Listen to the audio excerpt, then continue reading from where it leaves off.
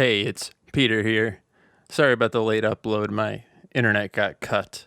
As in, literally, the landscapers accidentally cut the cable. So, it's fixed now. Hope you enjoy the episode.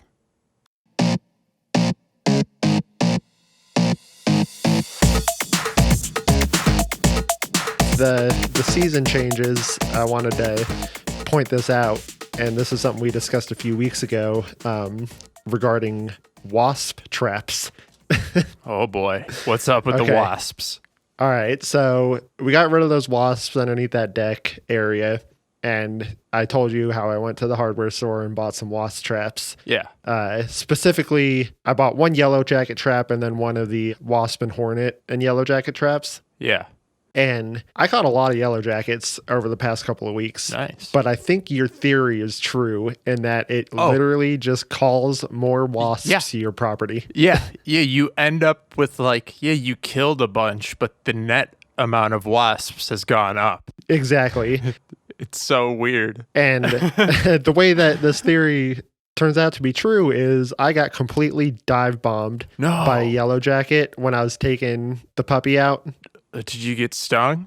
Dude, it was bad. And to be quite honest, it was my fault because it went in my hair and then I went up to the back door and it started buzzing around me even more and went in my hair again. So I just kind of swatted at it. And that was my first mistake besides buying the traps. And it got me right on my forearm. No. Yeah. How bad? It wasn't too bad of a reaction. So I just put some baking soda paste on it and it calmed down after like a half an hour. I'm curious what a bee sting feels like as an adult. I have one traumatic experience as a child, and that's So the only I. time. So of course it sucked. Yeah. What would you call it? Like how bad? It was a yellow jacket, so I think it was a little more painful than a bee sting. Yeah. But I mean, I have no idea what stung me.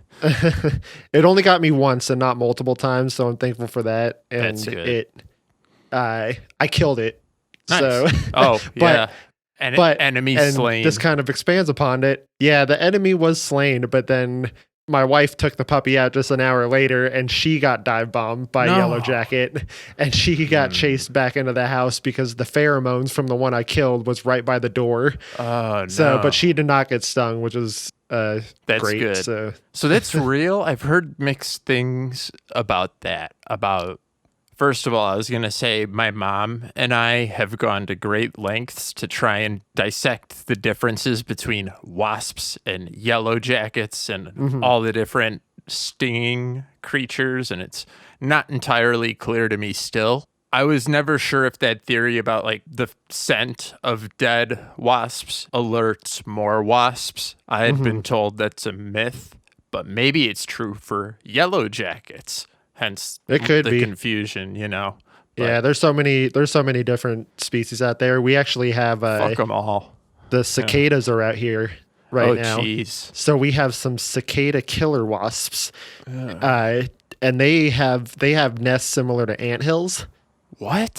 So they're kind of around our house right now, and I looked them up, and they're not aggressive unless you completely mess with them. Huh. So I'm just leaving them be because they'll be gone in a couple of weeks. And let them kill the noisy cicadas. Those Exactly. things chirp like mad. Mm-hmm. Well, So- I hope you're able to fix that wasp and yellow jacket hornet situation. Maybe you go start hunting for nests. Take the battle to them. Yeah, I have been, but Yeah. they've cooled down, and they'll. Okay, that's good. It's only about like 30 more days. I'm gonna have to of pay them. attention to the way I handle the wasps that bug me on my morning walk, because Yep. I usually just kind of shoo them away gently, but I gotta be careful Mhm. not to piss them off or something. But, Yeah, I'll have to keep that in mind for next time. yeah. But well, hopefully next time you haven't gotten stung again. This week we're back. This is the Raised by the 90s podcast. I'm Peter Z, along with my co-host. Toby Freeze. So I think you gave us a hint of what was going on with your week. Anything else?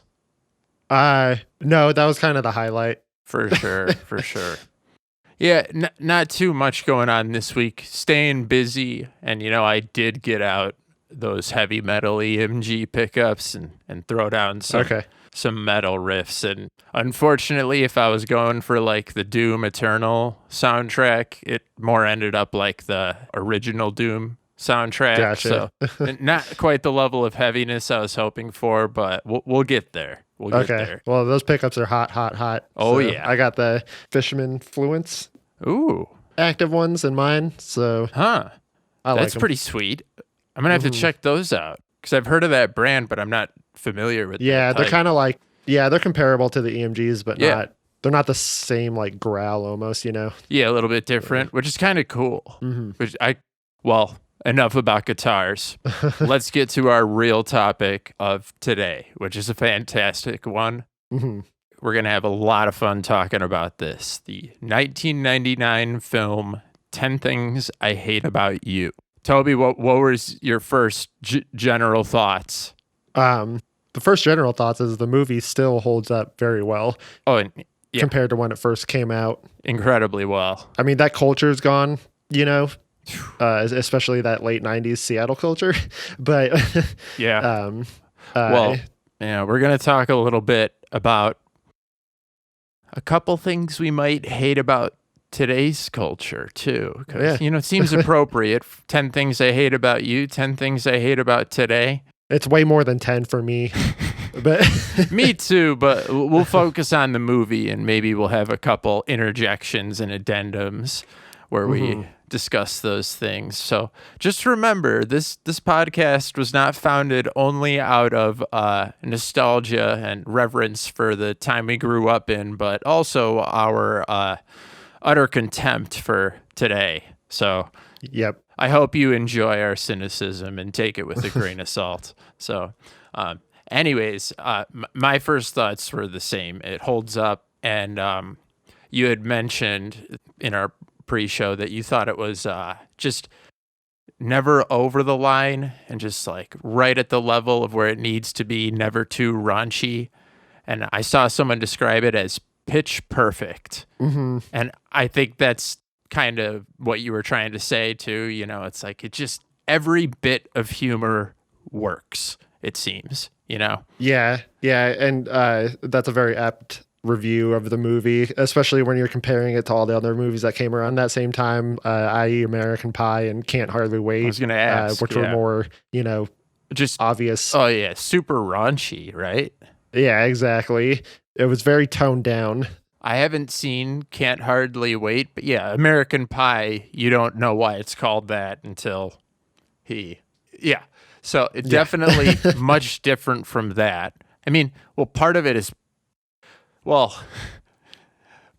probably because it's based on a Shakespeare play. Not that Shakespeare wasn't full of sexual innuendo. I don't think he ever had anyone do what the main character in American Pie did, So, yeah. So there's a couple times I noticed some of that coming through those Shakespeare references. But before we get into the film, I just wanted to look at the actors a little bit. I was surprised that they actually hired high school aged, roughly, actors for this film compared to television of the time. Well, and just like those movies I just mentioned, who were all probably in their late 20s and 30s. Yeah. So I actually, I'm actually a total loser, and I took the time to look at their birth date and put it into the movie release and calculate it. And I think it came out around the end of March or early April of that year. And so Julia Stiles was 18 in 3 days. Heath Ledger was just a couple days from being 20. Okay. Larissa Olenek Yeah, that's right. was 17. Okay. And then the other guys, Joey and Michael, were 20. So they were all around that age. I thought that was nice that they actually stuck to that. For sure. Oh, I mean, I think the cast speaks for itself, with what they've gone on to do. Oh, yeah, definitely. Yep. Joseph Gordon-Levitt and Julia Stiles. and I mean Heath Ledger. Yeah, well, that's a sad tale, but he has a incredible amount of charm in this movie, and his other roles certainly were excellent too. And I was honestly surprised that Joseph Gordon-Levitt became like pretty much almost an A-list actor here. He's pretty big now, and back when I first saw this, I didn't see that happening, and I actually really liked the performance of his bro, of Michael. His brother in real life is in there? No, like his best friend, the guy who helps him in the film. Yeah, the guy from Krumholtz. Krumholtz, I think is his last name. Yeah, David Krumholtz. I'm pretty sure he's in American Pie, I think as a side character, and he's in Harold and Kumar. Go to White Castle. Oh, yeah. He's Roldy. I'm confused. Isn't Roldy what he calls Harold? Oh, yeah, sorry. Goldstein. Oh, gotcha. Yeah, they're neighbors. Oh, yeah. Okay, gotcha. And then, yeah, they all went on to do plenty of other things. So, I did notice when I looked into the origins of this film that a lot of people really do not like Taming of the Shrew. Oh, really? They consider it extremely misogynistic. Mm-hmm. I haven't read it. I've heard people saying it's supposed to be ironic. In general, I'm just going to stay away from that whole thing. But people were quick to defend the movie, but I couldn't help but notice that, they still make PMS jokes, and some of the girls are kind of used by conniving guys. So it's... Yeah. I get it must be pretty bad for the film to have saved it. So I don't know. The film's hilarious, though. I don't have a problem with any of the jokes they make, but people are pretty sensitive these days. So for sure, yeah. Being as we were around 10 or 11 when this movie came out, we were impressionable young men. Indeed. And I remember when we first saw this movie, I had seen it with one of my good friends in 6th grade at the time, and he had a huge crush on Julia Stiles. Really? Yeah.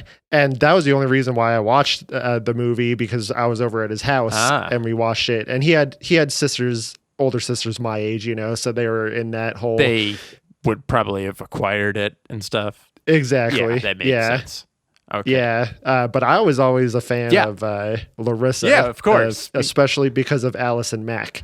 So, all right, I was going to ask you, but you beat me to it because I had totally forgotten, and I had been trying to place for years. I was like, I know I knew her from something before that, and it was The Secret World of Alex Mack, and I didn't. I saw that premiere of that series. Yeah, and I mean, we'll probably do that as an episode later in time. I was going to say, I'll need a little refresher, but I definitely watched enough episodes to remember some of the plots, and that she turns into Terminator goo and all that stuff. So yeah, we'll talk about that another time. No, I'm glad you brought that up. That's cool.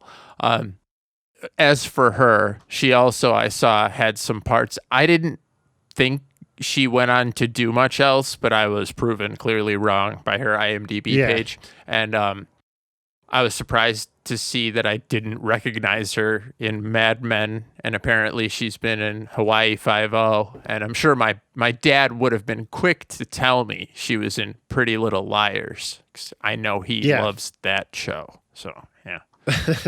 He does. My wife loved that show, but she hated the ending. And she refuses to watch the new one that is out on HBO. Good. Yeah. Protest the only way you can. Just there you go. Yep. Last thing. I also noticed that both Larissa and Joseph Gordon-Levitt had been on Third Rock from the Sun. Yep. Together. And I never watched that show, so I didn't know that. Okay. Did you watch that one? Oh, yeah. Yeah, I watched that when it was airing live. We actually just rewatched that show about 4 months ago. Yeah, see, I didn't even know they were aliens until I looked at the IMDb page. I thought it was just like, we're a weird family, and this is our name of our show, a weird name for Earth. Anyways, let's get into the movie. There's so much to talk about here. Yeah. All right. Where to even begin, man? This is So I wanted to start off by asking you, what do you think made this movie work so well, especially for we were not the target audience for this movie, especially in 1999. true. True.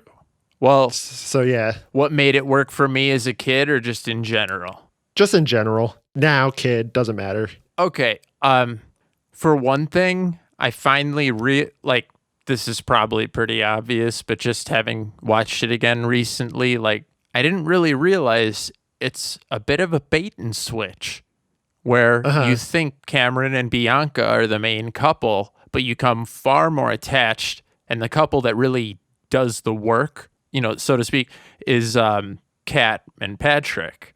And not only does that work well, they also don't waste Cameron and Bianca's story beyond that. They have a Yeah. good amount of characters. None of them are wasted. The bit parts are just like the hero and stick out parts of the movie for me appear in like 2 scenes each, but they're so good. It's hilarious. So I think that's Gotcha. what I would say is like as I said earlier, a joke seems to never miss, which is huge. I actually saw the original screenplay, and not that it's bad. Clearly, the skeleton's there, but the jokes we got are way funnier. So, Okay. yeah. What about you? What holds it all together for you? As a kid, I think it was a movie to watch, and there was funny parts, even though some stuff did go over my head. Of course. But just watching it now recently, to me, it's like it's hopeful. Yes. There's a lot of hope in the movie, and the fact that everything kind of works out at the end, just clicks for me. It leaves you uplifted, and there's really Yeah. there even are some fake out downers where you think it could go wrong. Yeah, exactly. So, spoiler warning if you were thinking of watching this, but it's over 20 Well, years it old. came out over So that's 20 on years you. ago. Yeah, that's like the spoiler rule, I think. I see what you're saying too, because I definitely missed a lot of parts and just got jokes for the first time, or at least remember them now for the Yeah. first time. And I'll put this here now because I made so many little notes. I'll try not to bore you with the stupid ones like, oh, it's stylized 10, not 10, Like, fuck that. But I did notice how much focus was put into the camera work. No pun intended. It's the type of thing you don't notice. You don't unless something is wrong. But even, when Cameron and Michael are talking after he first sees Bianca, the camera is constantly circling them. Like when they're in the classroom, it films the teacher from multiple angles, but always from above because he is so far above them. When they're walking through the halls, all the choreography and blocking that must have taken, and like lots of last second wide angle gags, at the end of a scene, when like the bungee thing comes flying back to the dad, or Kat hitting Joey on the way out of class. All those little details and like the camera work shows me that like love was put into this film. For sure. I think we could kind of like work our way through it and see some of the funniest things that we noticed. For sure. So right off the bat, do you know much about that Seattle culture? I mean, I know it was like all Kurt Cobain and flannel, and coffee. Okay, I wonder. All I can say is, must be nice. I wish I went to a castle of a high school. That's a real high school, apparently. Oh yeah, for sure. Well, I mean, Tacoma's pretty affluent, right? I apparently, yeah. Can't imagine they're not. And also, it's called, as a not very subtle reference, Padua is the place where it takes place in The Taming of the Shrew, the Shakespeare play this is based on. Also, really quick on that topic, it's Bianca and Kat Stratford, which is a reference to Stratford upon Avon. There's a Okay. lot of things that are not very subtle, but it's Yeah, fun. you're schooling me right now, Peter. It's fun to notice those things, and I hope someone in our audience learned something too. Yeah, it's Hmm. just fun little facts that I would definitely not pick up on as a kid. Yeah, for sure. What'd you think of that opening part? Yeah. Speaking of things I did not pick up as a kid, the guidance counselor Oh and her gosh. erotic Oh erotica man. novel. So funny. Yeah, that went right over my head as a kid. So, Well, I got exposed to a lot of things via wrestling and the older kids earlier than was mhm. probably healthy. But so I kind of got a lot of those jokes right away. But looking back on them, some of them are just ridiculous.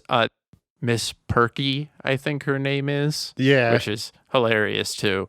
But yeah, the utter look of horror on Patrick's face when he realizes she actually is thinking about his bratwurst, so to speak. Aren't we hopeful? And he's just so horrified by it. Yeah. Hilarious.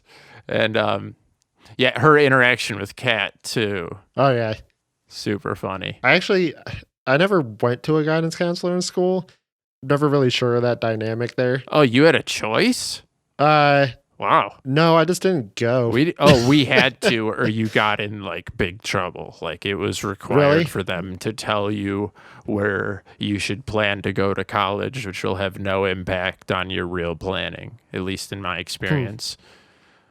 Interesting. Yeah, I mean, I also like cut out of the last period a lot Yeah. and like no one ever cared. Cool. So, Yeah, I had a wicked senior schedule where some days I had seventh and eighth period off. So I was just like, and then I had lunch sixth period. So I was just walking out of school after fifth hour for the end of senior year. So weird. awesome. Yeah. So awesome. Yeah.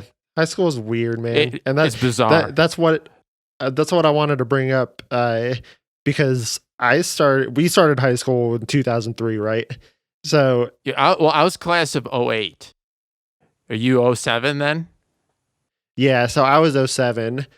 So in the 4 years that this movie came out and when we started high school, and I understand it's a movie and it's exaggerated a little bit, but the culture still was there because my sister was that age. And I remember when she was in high school, it always was more adult to me when I heard about her stories in high school compared to when I went to high school because none of that stuff was there when I was in high school, Yes. if that makes I'm sense. so glad you brought this up. And Uh-huh. I'm on the same page. I want to say I could still see the remnants of it in Uh-huh. our time in high school, at least in my place, because Yeah. they were very minimal, but there were senior pranks and things like that. And, you know, it was like my senior year or junior year when like senior ditch day became like an official day and the kids Okay. tried to rebel by making like a different day the real ditch day. 'Cause there's no official Gotcha. school ditch day. It's like that. It's like school becoming corporatized. I don't know how else to put it. Like it's Yeah. no, it was still there, but it was on its way out. And I think my brother got a bit of it. But like for instance, here's a real quick story. One year when I didn't make it to state, my freshman year, me and one of my senior buddies stole the teacher's keys and created a clever ruse and almost got them copied at a blacksmith until they like took off this fabricated disguise we had put on them and they saw the do not duplicate thing. They were so close to Okay. doing it too. But like if you did that today, they'd have the police looking for you and the stolen keys and the threat to the school security you created. Yep. The perfect example is like, first of all, he's an actor and so are the security guards. But when Patrick is singing to Kat, the security guards are just trying to like usher him off, be like, all right, that's enough. I feel like you just get straight up tackled today. Oh yeah, for sure. Like, yeah. Yeah, there's no more gentleness anymore. So, what? and I mean, I saw my fair share of fights in my freshman year, and I remember there were two girls. A fight broke out right by our table, and I remember I don't know who it was. It was some authority figure, but dude, they grabbed one of the girls and just like threw her off the other girl. Whoa! I was like, wow, he's displaying his his control. Exactly. That's crazy. No, I had a remarkably peaceful experience in school as far as fights. I was also a wrestler since I was like 4, so fighting me was like, yeah, sure, let's do this, okay. But no, I never fought anyone. Neither did I. See, because I never talked and I never had an opinion, so people couldn't. There's good and bad things to that, so it kept you out of trouble. Well, no, more bad things than not, but oh man, the things you could get away with in school. I mean, an even better example is to watch Dazed and Confused and its portrayal of like 70s high school. Would have been nice, man. Would have been so cool. For sure. But yep. Let's get back to this film. So, kind of want to touch on the dad. Oh, of course. And the dating aspect, because I mean that's pretty much like the whole catalyst for this movie. I was roaring in tears during those scenes, but go on. Yeah, and the dad's always been one of my favorite parts of the movie. He's like, yeah, he like transcends the film pretty much. Everyone knows about him. Yeah, exactly. And his rule is kind of ridiculous, but not so much so, because what was Bianca? Was she a sophomore or a freshman? She says in the film, I was going to ask that earlier, what your thoughts were. She confirms she's a sophomore. Kat just got into a school. Does that mean she's a junior or senior? I think Kat's a senior. I think so too, but I feel like that's something you kind of work on like junior year, summer and stuff. I don't know. I don't remember or care. Yeah. But so his rule is already kind of ridiculous in the first place. She can't date until she graduates. So that's only like 2.5 years off, for Bianca. Which is, I know this is hard for us to grasp as men, but that's like the world to a high school girl, I think. Yeah, for sure. I apologize if I'm misrepresenting this, but I think the social scene is quite important to a 15, 16-year-old girl. So, oh yeah, definitely. You are correct though, because I noticed that this time the rule makes 0 sense. Like you don't date until she does. And then I love, like, it seems he has only himself to blame for Kat, because he seems to like encourage this behavior, and they share a smile when he asks if she's made anyone cry, and she says, no, but it's only 4:30. It's like, so it's no surprise she throws so much back in his face. But yeah, for sure. And you kind of have to, I mean, they didn't really touch why their mom left. They do, they do later in the movie make it sound like she's still alive. Yeah, like she definitely bounced. Early in the film, when they say, it's not like she's coming back to claim them, that certainly sounds like a dead woman to me. But I think they make it clear later she was alive. I think, I mean, seems like dad doesn't have a lot of time for his family. His pager is constantly going off, interrupting every family battle going on, Does it say what he does for a living? Well, he doesn't have his hands, or he's not up to his elbows in placenta all day because of kisses, Toby. There we go. Okay. So he delivers babies or OBGYN, whatever. So Yeah. I would say he delivers babies. Well, yeah, The- yeah, but it's like who knows. Yeah. Those things are so funny. Like first of all, what I was going to say earlier is like, what if she never dates? Then you never date. Ooh, I like that. Like he's so goofy Yeah. and like the sound slumber of a father whose daughters are not out being impregnated. It's just so over the top. Like Yeah. And that pregnant suit that he makes Bianca wear. the face of panic before he says it. He's I watched her wear the belly. Like he's like, this is my last resort. I need to guilt shame her. So good. Absolutely hilarious. That scene probably stuck out the most to me as a kid because I literally didn't understand. I mean, I knew that sex got you pregnant, but I didn't understand he was trying to teach her the repercussions of having sex that night. Yeah, you're just kind of like, why is she made to wear this? Who knocked up your sister? That's the thing. Like, that's another thing I kind of want to bring up. Heath Ledger's accent. oh, they just right away they just call it out, Australia boy, and that's all we're Yeah. What did you think about it? Like, what? Why? Well, I didn't notice that they called it out. Oh yeah, they just immediately say like, yeah, you're Australian. We're over it. Okay. I did not know that because I just thought they were just being lazy with his accent. Just rolling with it. Yeah. No. In the same vein with Miss Perky, when she's like, army brat, Cameron tries to explain, and she's like, that's enough. And I felt like that was some self-aware movie humor. Like, this isn't relevant to the story. Shut up. Like, For sure. And there's a couple other times too, like when Pat way overcharges Joey for the dates. He uses the movies for an example, and how many people were in the theater thinking as they ate their popcorn. I was like, yeah, I paid $5.50 for this popcorn. Like, Yeah. it's pretty funny.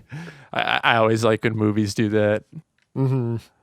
Some of the things that really stuck out as 90s to me, Mm-hmm. the opening, just the very opening credits where it has this scribbled crayon look.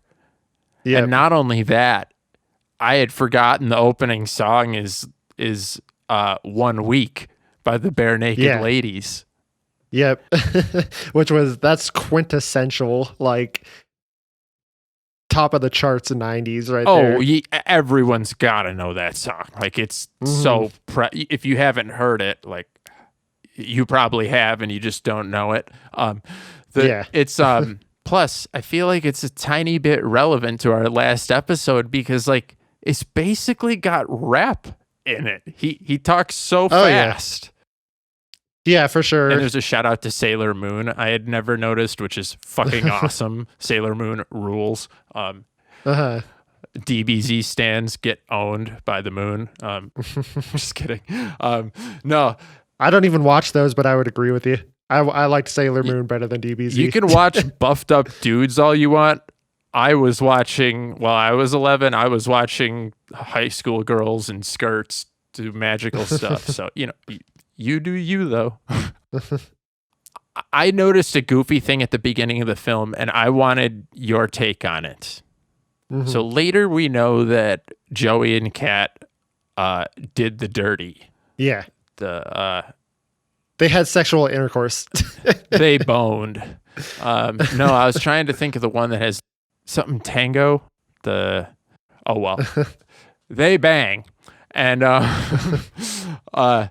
at the beginning of the film, Joey rolls up and makes like a passing dig trying to get under Kat's skin, but obviously he has the hots for her. Yeah. Does Joey still like Kat? Oh yeah. You think? I don't think there's any question about it.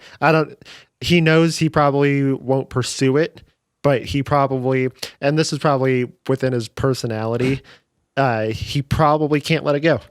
Can I make a terrible pun? Go for it. Is he just after the cat, or does he really like Kat? Yeah, that's a good question. That's more what I'm getting to, because he seems so visibly frustrated, and the shutdown of "run along" has got to be one of the most cutting remarks as a guy I could imagine receiving. Like, oof, for sure. oof, she is. I love Kat. She's so cold. Yeah, Like, she's ice cold, dude. no, and back to what you were saying, as a kid, I thought Bianca was so hot, and to be clear, now I know that like Chastity is like fucking banging, way hotter. But now, as far as their attitude, like Kat is much more attractive to me, and just everything. Yes, she is too volatile or like a kind of a bitch sometimes, but like her overall attitude isn't flawed, in my opinion. You know, like, Yeah. don't take part in the not important social aspects of high school. She's concerned about getting into like a lit school on the East Coast. Like, seems Yeah, like she's for got sure. her shit in line. And And I think that's the thing. That's probably just the projection of everyone else around her. Because I mean, what are they doing? You know? yeah,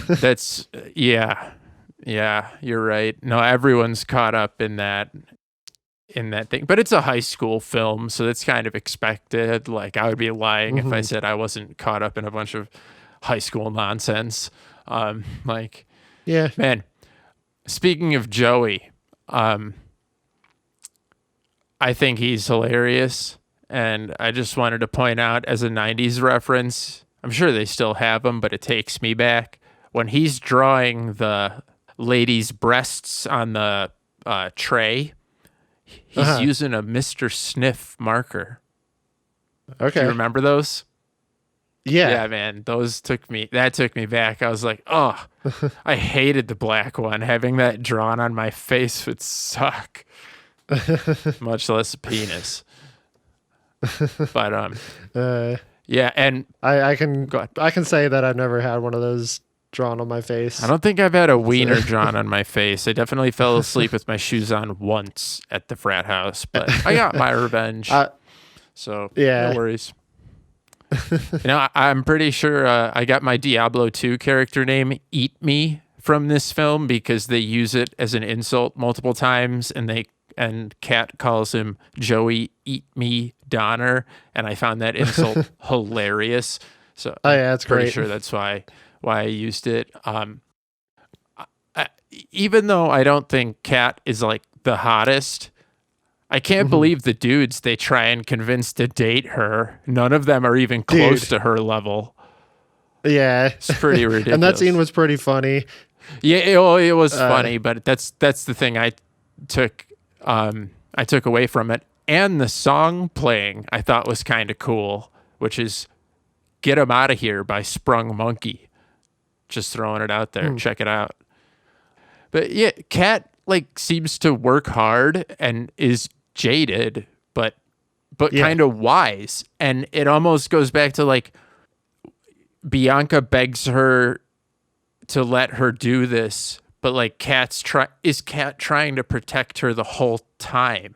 It's kind of hard to tell if Kat's just stuck up and doesn't want to interact with the unwashed miscreants that attend the school, or if she realizes Joey's after Bianca and he's thinking with his dipstick, you know? Yeah. Well, the conversation that Kat and Bianca have later in the movie, I think, definitely alludes to that fact that she was protecting Bianca. So, okay, that's fair. I had trouble discerning that, but no, I think your read is fair. Well, it's probably a mix of the two, but she's definitely looking out for her younger sister, especially with the likes of Joey. That's fair. I have an even more contentious point. I found a lot of arguments about this on the internet. When they're at the party. Wait. Well, Sorry, go ahead. I don't want to break your train of thought, but there's arguments of this movie still on the internet. Oh, man. Okay, this film apparently wasn't initially super well received. It got good reviews, I believe, but it's kind of, people revisited it and it got a lot more popular, I think. Gotcha. Okay. But I remember liking it right from the get-go. I guess just once people saw it, they were like, oh, this is good.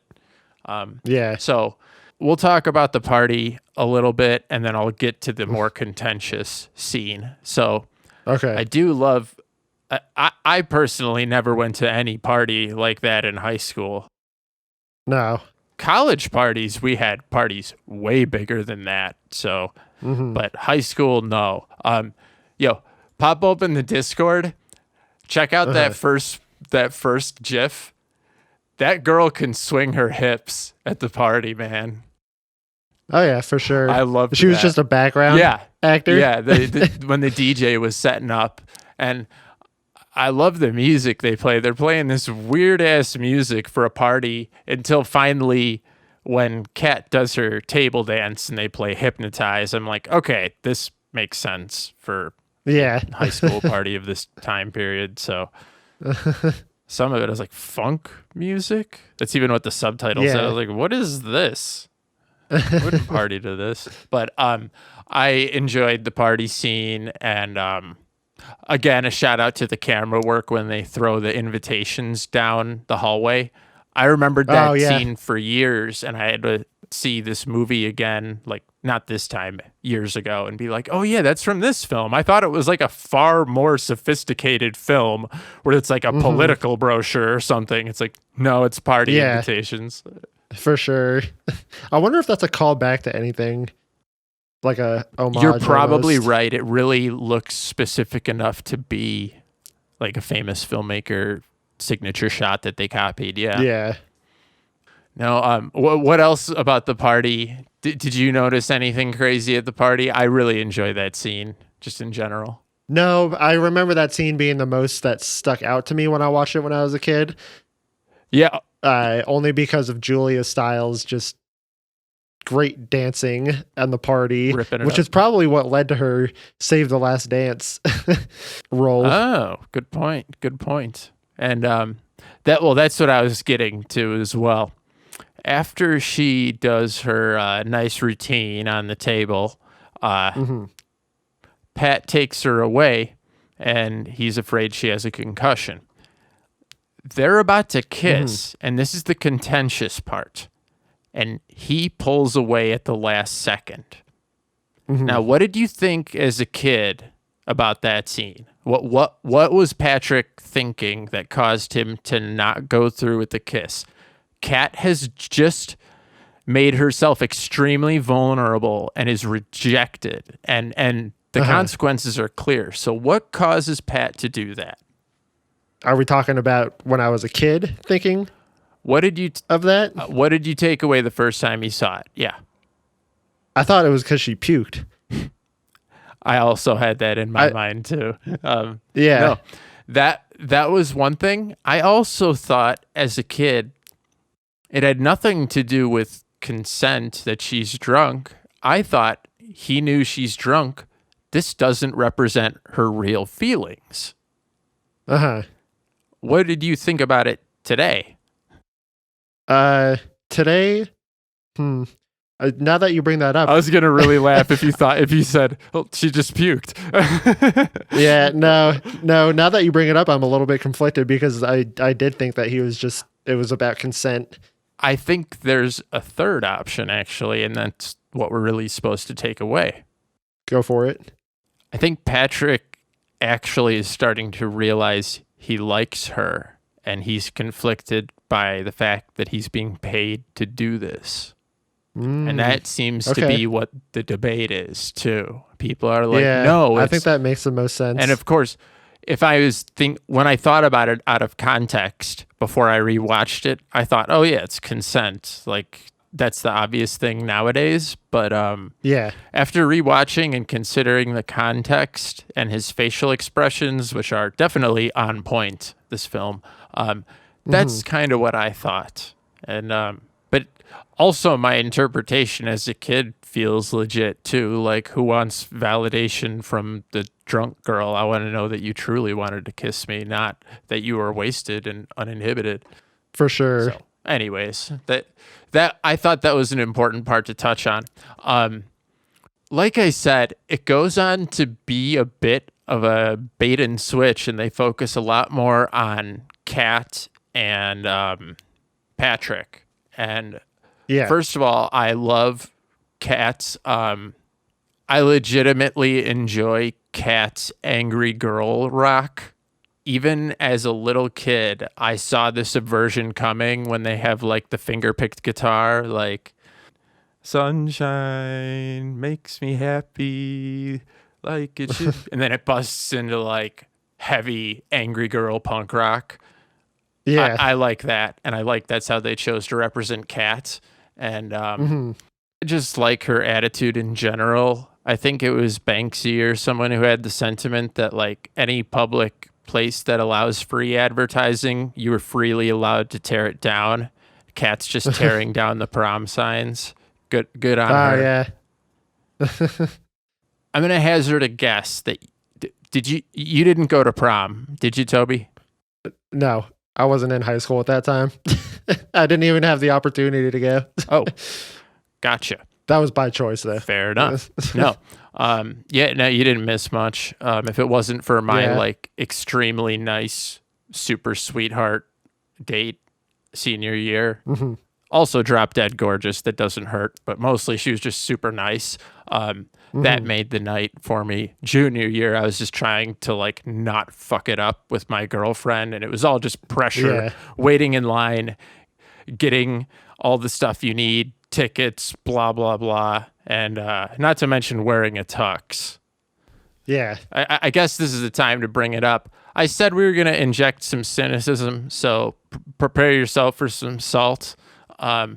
There's a part before the party where not only is Michael's bachelor pad-esque place like the worst, and he's loading up on cologne, he's like, should I lose the tie?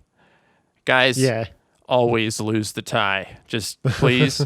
And for one thing, when Patrick is wearing a tuxedo at the prom, he looks like he's about to go conduct an orchestra, which is hilarious to me.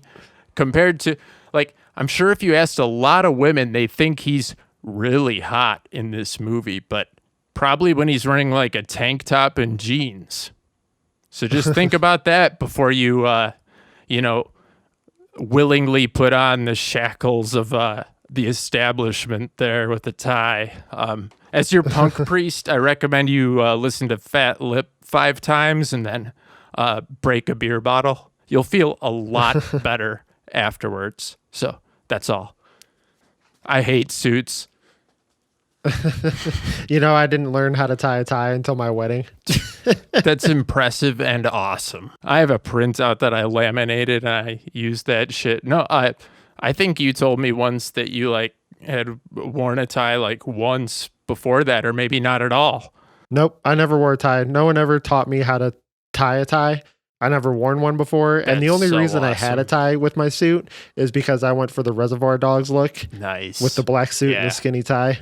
I was going to say there are exceptions to where suits are acceptable. If you're coaching a basketball game, if you are... Not anymore. You don't have to wear a suit anymore if you're a professional basketball coach. Oh, you don't have to, but it just looks the part.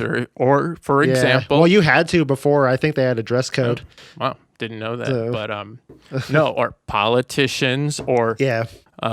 No, that's my thought. I'm not a fan. If you accept social norms whole cloth, pun intended, you need to think about them a little bit more. Maybe play the Warriors and MGS2 on PS2. There you go. What about the dudes who wear suits no matter the occasion? Oh, I lose respect for them because they're trying to garner respect through their clothing. What if they just like suits? They have bad taste in clothes. And probably think they look a lot better than they really do. And like I said, they willingly wear the shackles of the establishment. Okay. Wear what you think is cool. If they think suits are cool, they're free to think that. I think they look like an idiot and they spent way more money. And don't get me wrong, I do appreciate the compliments from my aunts and grandmas at weddings and stuff when I'm wearing a suit and they call me handsome. And that's not snide, but I think everyone's grandmas and aunts do that. And I certainly got a lot more validation from wearing a tank top and getting called hot by sorority girls. Just saying. Anyways, No, that is one thing that's conflicting about the 90s. That still was the suit culture. I remember my dad had to wear a suit to work every day compared to when he could just kind of wear a dress shirt, or sometimes he wore a tie as well, but not like the full suit. So I don't know about that. I don't know if I would have got along, but there's strong punk movement in the 90s for a reason. Yeah. Well, shout out to Report of the Week on YouTube because he still wears the 90s suits. In what way? Looser fitting? Yeah, the looser, baggier, because trendy suits of the 90s. Well, men's suits have gotten even far worse, in my opinion. They look terrible now. You don't like the slim fits? No, I'm not into dudes, so I don't want to see their figure accentuated. It's like when dudes tell me they like a cologne. I'm like, what? Cologne smells terrible. It smells like guys' locker rooms. I like perfume. Yeah, I'm not a fan of cologne. I like girls. I want to smell girls, not your cologne, bro. So that's enough salt. Let's turn it around for a bit and we'll come back. Just some salt. Can we talk about Kat flashing the teacher at detention? Oh, we should just talk about the whole detention scene. Yeah. Dude, I love the dynamic there in detention. Oh yeah, for sure. When he's fucking that teacher that taking the marijuana. and that's like the perfect comedy timing too. He grabs that bag so slowly of chips. This too. Yep. Perfect. No, and then the end of that scene's kind of crazy too. Uh-huh. And like in today's world, I mean, obviously that would never happen in real life. It may have happened in a couple of instances, but my brother saw a girl get bet $5 to lick all the way across the chemistry room floor. Flashing seems hardly a thing compared to that, but anyways. Yeah. Well, I saw a girl lick some dude's loogie off of the concrete that she liked for no money. So disgusting. So kids are weird, dude. Of course. Yeah, I guess, well, during the filming of that, she was 17, and it's very clear that there's like no cuts where you can see that she. Well, yeah, I mean, yeah, wearing. They definitely didn't see anything. Yeah. Well, like you can't even see that it would be pulled up over where her breasts are, so it's like, yeah, it's all safe and stuff, but I think that's all in good fun, and people putting that under a microscope or need to find a hobby, Yeah. So no, I still think it plays well. It is a bit weird by today's standards, but it's not a big deal. I hardly think of Julia Stiles as like a kid in that. And as I said, as of the release, I didn't even know she's 18, high school age when that movie was filmed. Yeah, so I mean, yeah, I guess if you just turned 18, you are high school age because you're 18 for a bit in high school. Most people, yeah. But Pat is just unbelievably smooth once he turns it on. Like he strikes out at the beginning a couple times, but I just cannot believe that's almost the correct thing to say. Like it's unbelievable the things he does and like I have two questions. How did he get so schooled on these girl bands? I looked up Bikini Kill. Their Wikipedia page wasn't created until 2003. So I don't know what he was looking them up on, but he obviously found out about the raincoats somehow, which leads me to my second question. Why does the bartender recognize Patrick at Club Skunk? Because I can't be seen at Club Skunk. That's an interesting I have all these weird question. Theories brewing in my mind. No, I don't think there's anything going on, but it does make me wonder, like, does he hang out there on other nights? Like, what? Or did he? Here's a solution. This is just coming to me. He went there, like, the 2 previous nights and got all the down low on the scene from like someone who hangs out there and was like, thanks, mate. I'm trying to get this bird, like that type of thing. So excuse my horrible Australian accent, but that's pretty good. But maybe that's the solution. And the guy's like, "What are you doing here? Back again? You drunk?" No, I'm just kidding. I mean, they're supposed to be high schoolers, but Yeah. Well, maybe he did something to get kicked out of Club Skunk.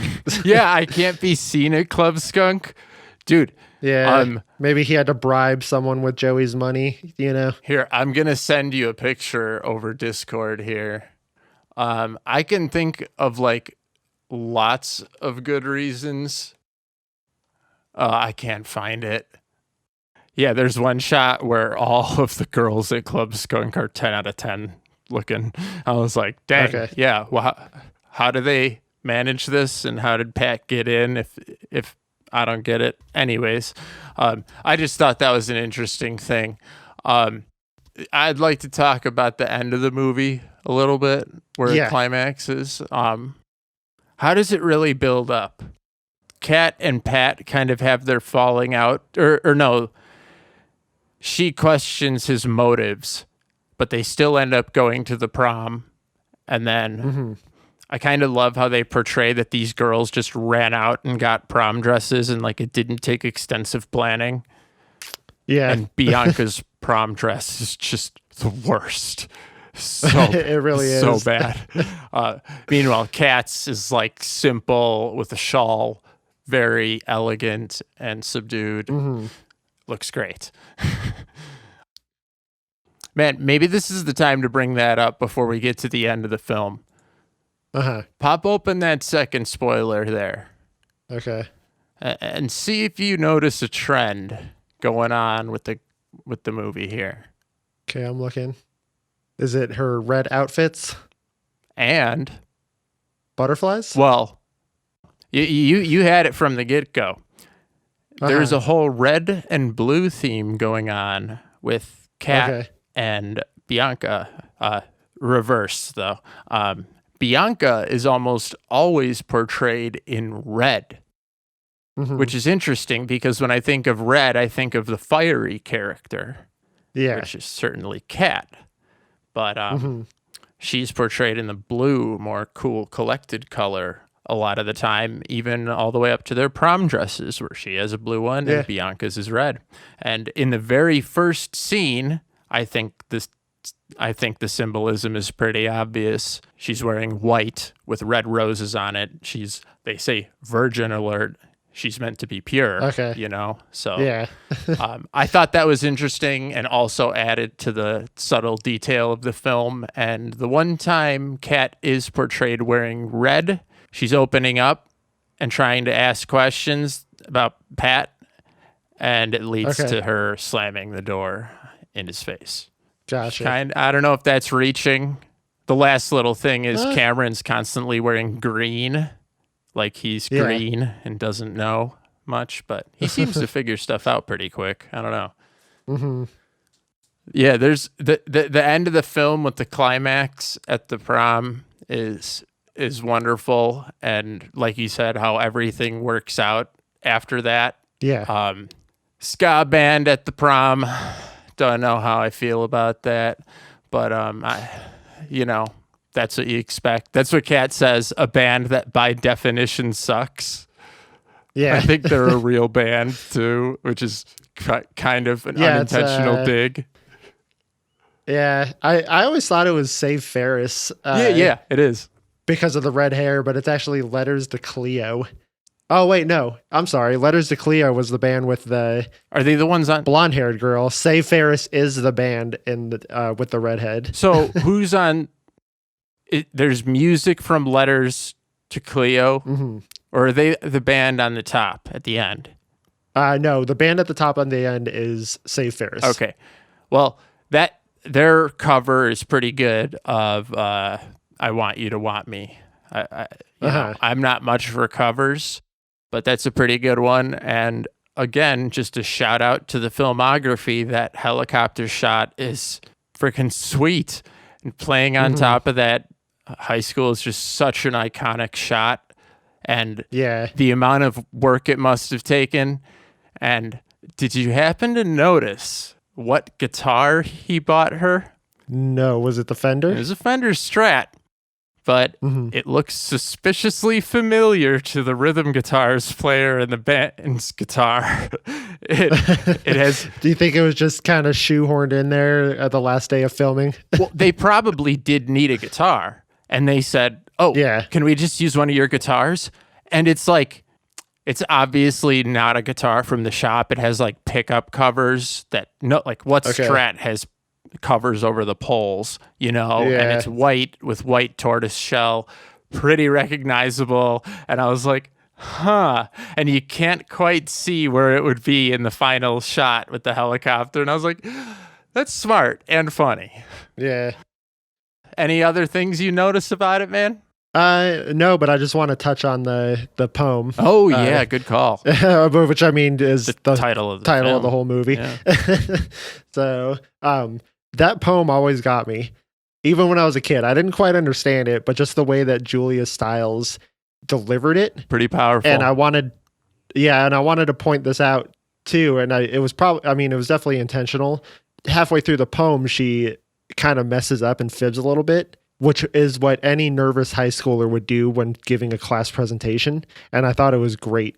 It is very legit. Mhm. I think it goes even deeper than you think, because apparently the crying was an ad lib. Oh, really? I've read that. I've also heard other things were ad libs that turned out not to be. But they say when they shoot to Pat, his expression is a bit more surprised than you would expect too, because he didn't, in reality, expect her to cry for the movie. Okay. So no, you're spot on with that read. Yeah, it gets to me too. I feel you. It's powerful and well composed. Hmm. She clearly has the lit skills to get into whatever poetry program she wants. And I hope she did get into that poetry program. I don't know what she really wanted to do. Well, she wanted to start a band. I hope she wrote poetry, lyrics, and then played angry girl punk rock with it. Yeah. I could see, like, And that leads me to, do you think Miss Perky finished her erotica novel? she's long gone from that high school, man. Her smut career just took off, bro. Yeah, she hit that Amazon ebook flood in 2013, The 2012. sausage series, the Yep. bratwurst, the Polish. Yeah, I could see it being a thing. No, we're getting near the end, but a couple other observations. I thought Kat calling Bianca out on her pearls not looking good was hilarious and ridiculous, because Yeah. they look incredibly gorgeous when she's wearing a white dress with that. And Mhm. also, I was curious what song Cameron was listening to when he's driving Bianca home Uh-huh. before they have her moment, and he turns off the car and she kind of rolls her eyes. Yeah. I looked it up and it's the Cardigans. And I don't know about you. I get the feeling it was making fun of Cameron, but I found all these people Uh-huh. saying how much they love this song. It's like this indie rock song, which the majority of which I find pretty cringe. But Yeah. I thought it was making fun of him, and I thought that was perfect subtext. And maybe I'm just a hater, but I thought it was fun. There was a lot of little things that I thought might be like, is that making me think what I'm supposed to think? And just those little quips that keep the scenes spicy. What's a hot rod, and Yeah. things like that, or the archery scene, and they hang on him. It's like too long of a comedy beat where they're looking at him cringe in pain before just going back to normal life like nothing happened. For sure. I love it. It's just everything adds up. And I got one more little thing that was referenced. You notice she was watching I think it was The Real World on TV at one point. Yeah. Man, reality TV ruined television, and all those people that watched For the Love of Her whatever washed up celebrity, those shows, you should be ashamed and you should feel bad, because that's trash. And if you filled your brain with that trash, your brain begins to reinforce that trash. So good job. Reality TV sucks and always will, always has. I can't believe that people like that shit on YouTube too. A lot of the crap on social media is just as bad today, where people are just talking about their own lives on a phone cam in their car. Hot take, if you're watching other people live their lives, get a hobby. And if you did like that stuff, ask yourself the last time you thought about Jersey Shore. So I would love to go back to where it was just Road Rules and The Real World on MTV. Yep. I would actually love MTV to just play. I've always just played music videos. I mentioned they're not my favorite thing, but that was already gone in the 90s halfway. Like we had TRL, and then the rest was this other junk programming. Yeah, we had Beavis and Butthead too. Oh, I didn't get to watch that till afterwards. Yeah. You are right, though. Any more salt you want to pile on here? Nah, I don't have any salt. Oh, man. All right. Dazzled him with my wits, I thought was very Shakespearean. Yeah. And that's my last little note. I think that wraps up our discussion, we spent a lot more time reminiscing about the culture surrounding the movie than discussing the movie itself. Believe me, and Toby will vouch for it. Watch this one again and you will have a good time. Yeah, I agree. It never crosses the line and is still funny for adults of any age. It's great, even teens or whatever. So next week's should be appropriate for the time period. I know we had a school one this week, but kids are going back to school too. So what film do you think best represents back to school from the 90s? Billy Madison. That's right. So next week, we're going to be discussing probably my favorite. There's a couple of good ones, but probably my favorite Adam Sandler film if I had to pick one to watch. So I will be looking forward to that. We'll be talking about what school was like for us too, I'm sure. Oh, yeah. But we'll be reflecting on that film. Yeah, should be a good time. Yeah. So in the meantime, please make sure to rate and review on Apple Podcasts, like and subscribe on YouTube, follow us on Twitter at RaisedByThe90s, and be sure to check in with us next week. Thanks for listening. See ya.